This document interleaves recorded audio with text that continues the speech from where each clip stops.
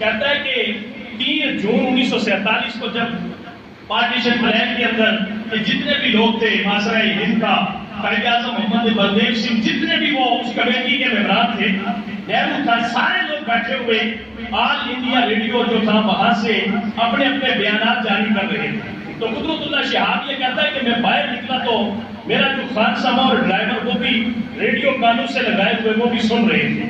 ہر آدمی کے اندر ایک جذبہ تھا کہ ہم پاکستان لے کے رہیں گے اور لا الہ الا اللہ محمد رسول اللہ کی بنیاد پہ ہم مسلمانوں کے لیے اللہ کا ملک جو ہے وہ بنائیں گے جہاں پہ اللہ اور اللہ کے رسول کے نظام کو پاسداری کا اثر نہ ملے گا. یار روٹے انگریز بہتر بنا سکتا تھا کہ جتنے نظام جن نظاموں کے لیے ہم لڑ رہے ہیں ہمیں یہ تو بنیادی حقوق کے لیے لڑ رہے ہیں, اگر انگریز ہی یہاں پہ ہوتا تو آج یہ ساری چیزیں ہماری دہلیز پہ ہمیں مل چکی ہوئی. انگریز یہ ساری چیزیں ہمیں دے دیتا, لیکن مسلمانوں نے جان کی قربانی اس لیے دی کہ ہمیں ہر چیز کو ٹھکرا دیتے ہیں, دنیا کی ہر سہولت کو ٹھکرا دیتے ہیں.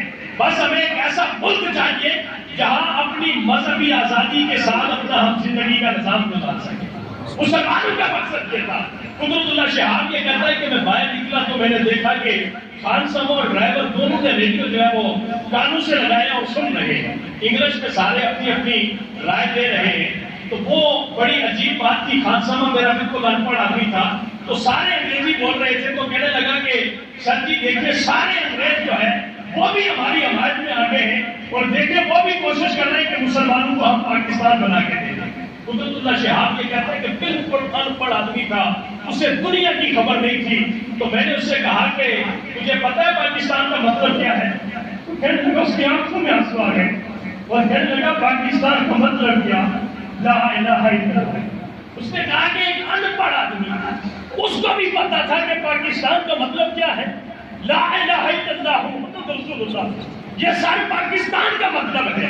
اور مجھے پتا ہے کہ یہ پاکستان ہم اس لیے حاصل کر رہے ہیں کہ یہاں اللہ اور اللہ کے رسول کے دیے ہوئے نظام کے مطابق ہم زندگی گزار سکیں گے. کیا آج ہر شخص جو ہے وہ اس پاکستان کو ڈھونڈ نہیں رہا؟ ہر شخص اس پاکستان سے غداری نہیں کر رہا.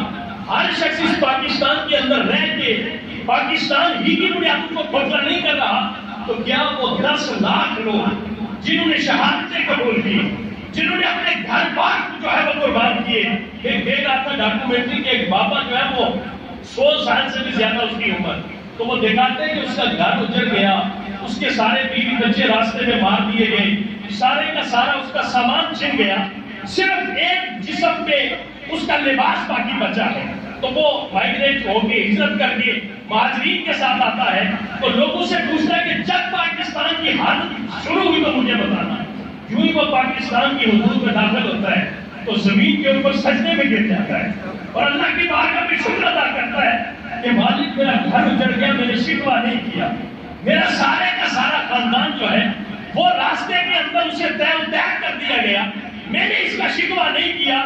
اے مالک میں آج خوشی سے جھوم رہا ہوں کہ تو نے مجھے اس ملک کے اندر قدم رکھنے کی توفیق عطا فرما دی ہے جو ملک لا الہ الا اللہ کی بنیادوں پہ ہم بنانے جا رہے ہیں. لوگوں کے اندر یہ جذبہ کار فرما تھا, بوڑھا ہے تو وہ بھی چل رہا ہے اور زبان سے یہ کہتا ہے کہ یہ ملک ہم لا الہ الا اللہ کی بنیاد پہ لے رہے ہیں.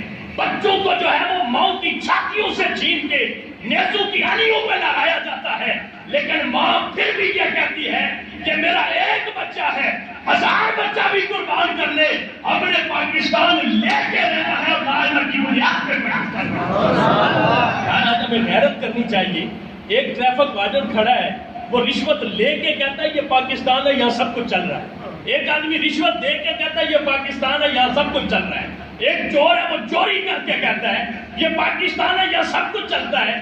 صرف میرا اتنا سوال ہے کہ اللہ کے بندوں کبھی غور سے سوچو تو صحیح کہ یہ پاکستان کن لوگوں نے حاصل کیا, کتنی قربانیاں دے کے حاصل کیا, پاکستان کا مطلب کیا ہے, پاکستان کی شان کیا ہے, پاکستان کا مقام کیا ہے, پاکستان کو اللہ اور اللہ کے رسول کی بارگاہ کے اندر حیثیت کیا ہے. حضرت علی اس حدیث کو بیان فرماتے ہیں کہ اللہ کے نبی نے فرمایا اطیب ریح فی الارض الہند, کہ مجھے پوری دنیا سے خوشبو آتی ہے لیکن سب سے مشہور خوشبو مجھے ہندوستان کی خوشبو آتی ہے. یہ تو وہ وطن ہے جس کے بارے میں علامہ اقبال نے پھر کہا تھا کہ میرے عرب کو آئی تھی ٹھنڈی ہوا جہاں سے، میرا وطن وہی ہے، میرا وطن وہی ہے۔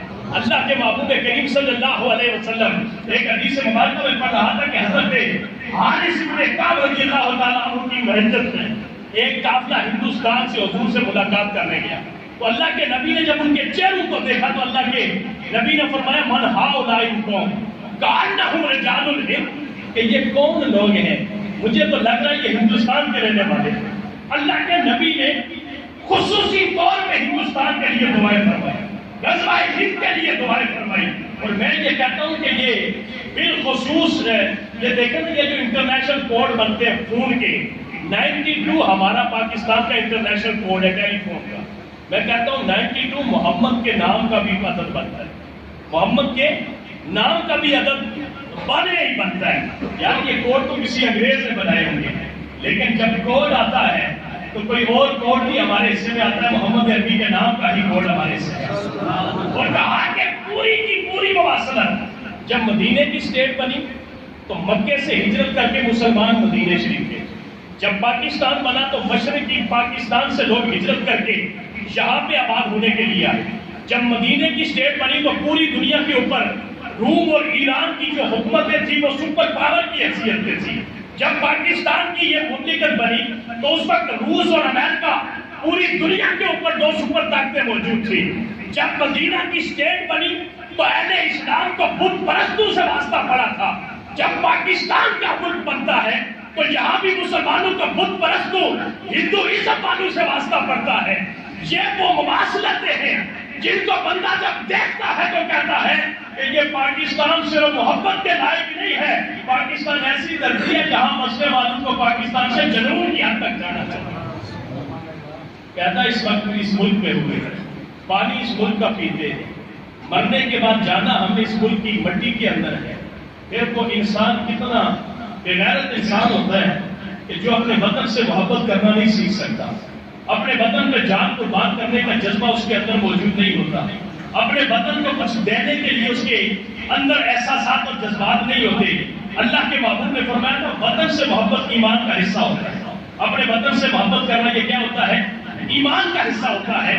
اس لیے ہم نے اپنے وطن سے محبت اس طرح کرنی ہے کہ ہر آدمی جہاں بیٹھا ہے وہ ہر وقت یہ سوچے کہ جس طرح میں اپنے گھر کی بہتری کے لیے سوچتا ہوں میں اپنے ملک کی بہتری کے لیے بھی سوچوں۔